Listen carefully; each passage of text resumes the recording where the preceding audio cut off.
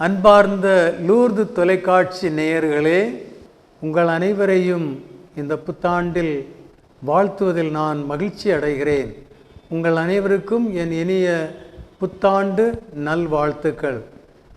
அன்பார்ந்தவர்களே, இறைவனால் நமக்கு கிடைக்கும் ஒரு மிக பெரிய கொடை நேரம் அல்லது காலம். இறைவன் நமக்கு இப்போது இந்த புதிய ஆண்டை கொடுத்திருக்கிறார். அது உண்மையிலே இறைவனின் மிகப்பெரிய கொடை. இன்னொரு வருடம் இறைவனுக்காக, இறை மக்களுக்காக வாழ்வதற்காக அவர் நமக்கு இந்த நேரத்தை கொடுத்திருக்கிறார். அது மட்டுமல்ல, இந்த ஆண்டு ஒரு சிறப்பான ஆண்டாக நமக்கு அமைகிறது. நாம் இந்த ஆண்டை எல்லா வருடங்களைப் போல் ஜனவரி 1ஆம் தேதி அன்னை மரியாள் கடவுளின் தாய் என்ற திருவிழாவை கொண்டாடி நாம் இந்த ஆண்டை தொடங்குகிறோம். அன்னை மரியாள் கடவுளின் தாய், நம் அனைவரின் தாய். அவள் நம்மை இந்த புதிய ஆண்டில் பெற்றெடுக்கிறாள். இந்த புதிய ஆண்டு முழுவதும் நமக்கு தாயாக இருந்து நம்மை வழிநடத்த நாம் அந்த அன்னையுடைய திருவிழாவை கொண்டாடி இந்த சிறப்பான ஆண்டை தொடங்குகிறோம். இந்த ஆண்டு நமக்கு ஜூபிலி ஆண்டாக இருக்கின்றது. இயேசுவின் 2025வது பிறந்த நாளை நாம் கொண்டாடுகிறோம். திருத்தந்தை பிரான்சிஸ் இந்த ஜூபிலி ஆண்டை எதிர்நோக்கின் திருப்பயணிகள் என்ற கருத்தில் வாழ்வதற்காக நம்மை அழைக்கின்றார். அதற்காக அவர் பல நடைமுறைகளையும் வழிமுறைகளையும் நமக்கு எடுத்து சொல்லுகிறார். ஜூபிலியை பற்றி நாம் விவிலியத்தில் நாம் படிப்பது என்னவென்றால், 50 ஆண்டுகள் நிறைவுறும் போது அவர்கள் ஜூபிலியை கொண்டாடுவார்கள். அந்த ஜூபிலி கொண்டாட்டத்தின் முக்கியத்துவம் என்னவென்றால், அவர்கள் எல்லோரும் சமமாக வாழ்வதற்காக நிலங்கள், சிலர் கடன் வாங்கியிருப்பார்கள், அந்த கடன்களை மன்னிக்க வேண்டும். சிலர் ஒடுக்கப்பட்டவர்களாக இருப்பார்கள், அவர்களுக்கு சுதந்திரம் கொடுத்து அவர்களையும் சமுதாயத்தில் ஒரு அங்கத்தினராக மாற்ற வேண்டும். இப்படிப்பட்ட பல மாற்றங்களை கொண்டு வரும் நேரம்தான் ஜூபிலி. எனவே பழைய ஏற்பாட்டின்படி அவர்கள் ஜூபிலி கொண்டாடும் போது அவர்கள் கடன்களை எல்லாம் மன்னித்து, அவர்களிடம் இருந்த வேறுபாடுகளை களைந்து, அவர்கள் ஓய்வு எடுத்து எல்லோரும் ஒன்றாய் கூடி அந்த இறைவனுக்கு புகழ்ந்து அவரை போற்றி ஒரு குடும்பமாக வாரும் ஒரு நிலையாக ஜூபிலியை கொண்டாடினார்கள். அதே போல்தான் நமக்கும் இந்த ஜூபிலி ஆண்டு திரு அவையால் வழங்கப்பட்டிருக்கிறது. இயேசு பிறப்பின் 2025 ஆண்டு. இயேசு ஏன் பிறந்தார்? அவர் தந்தையின் அன்பில் நம்மளை ஒன்றித்து எல்லோரும் அந்த தந்தையின் பிள்ளைகளாக மாற்றுவதற்காக. ஆனால் இந்த காலகட்டத்தில் நாம் பார்க்கும்போது நாம் பல அடிப்படைகளில் பிளவுபட்டு இருக்கின்றோம்.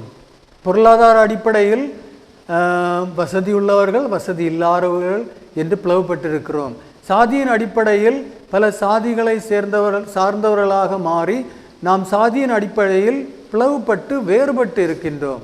இன்னும் பல அடிப்படைகளில் நாம் வேறுபாடுகளை ஏற்று அப்படி செயல்பட்டு வாழ்க்கை நடத்துகின்றோம். நாம் ஒரே மக்களாக இருக்கவில்லை. அதனால்தான் பல இடங்களில், நாடுகளில் இன்றைய காலகட்டத்தில் யுத்தம் நடக்கின்றது. பல உள்நாடுகளில் யுத்தம் நடக்கின்றது. பலதரப்பட்ட ஜாதிகள், ட்ரைபல்ஸ் ஒருவருக்கொருவர் எதிராக யுத்தம் செய்து கொண்டிருக்கின்றார்கள், சண்டை போட்டு கொண்டிருக்கிறார்.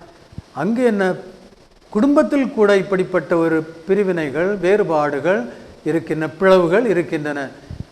அதனால்தான் இந்த ஜூபிலி ஆண்டில் இந்த முக்கியத்துவம் என்னவென்றால், நாம் ஒவ்வொருவரும் எதிர்நோக்கின் பயணிகளாக இறைவனை தேடி இறைவனிடம் வந்து அவருடைய அருளை பெற்று தன்னலத்தை துறந்து பிறரை ஏற்று அதன்படி ஒரு குடும்பமாக சமத்துவமாக வாழ்வதற்கு நாம் முன்வர வேண்டும்.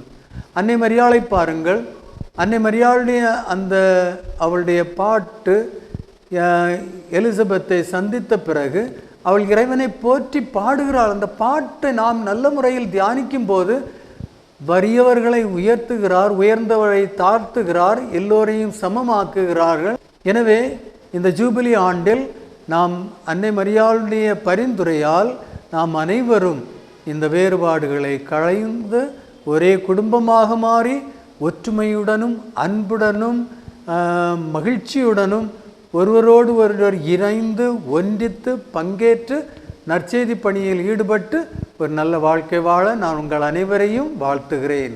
இந்த ஆண்டிலே நாம் இந்த அருளின் ஆண்டு, எதிர்நோக்கின் திருப்பயணிகளின் ஆண்டு என்று இதை உணர்ந்து திருத்தந்தையின் அந்த வழிகாட்டுதல் வழியாக இந்த ஆண்டை நல்ல முறையில் செலவிட்டு நல்ல முறையில் வாழ்ந்து நாம் அனைவரும் ஒரு குடும்பமாக வாழ்ந்து பிளவுகள் எல்லா வேறுபாடுகளை களைந்து ஒரு தந்தையின் மக்களாக மாறி எல்லோரையும் அன்பு செய்து எல்லோருடைய தேவைகளையும் அறிந்து உணர்ந்து அதை நிறைவுபடுத்துவதில் நாம் எப்போதும் தயாராக இருக்கும் ஒரு ஆண்டாக இது மாறி நாம் அனைவரும் இந்த ஆண்டில், அருளின் ஆண்டில், இந்த ஜூபிலி ஆண்டில் ஒரு குடும்ப மக்களாக மாற நான் உங்களை வாழ்த்துகிறேன்.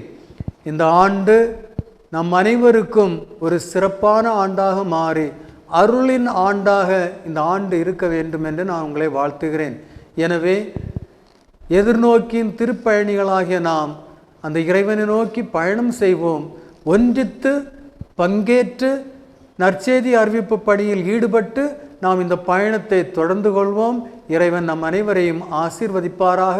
உங்கள் அனைவருக்கும் என் இனிய புத்தாண்டு ஜூபிலி ஆண்டு வாழ்த்துக்களை தெரிவிக்கிறேன். இறைவன் உங்களை அனைவரையும் ஆசீர்வதிப்பாராக. எல்லாம் வல்ல இறைவன் தந்தை, மகன், தூய ஆவியார் உங்கள் அனைவரையும் ஆசீர்வதிப்பாராக. ஆமென்.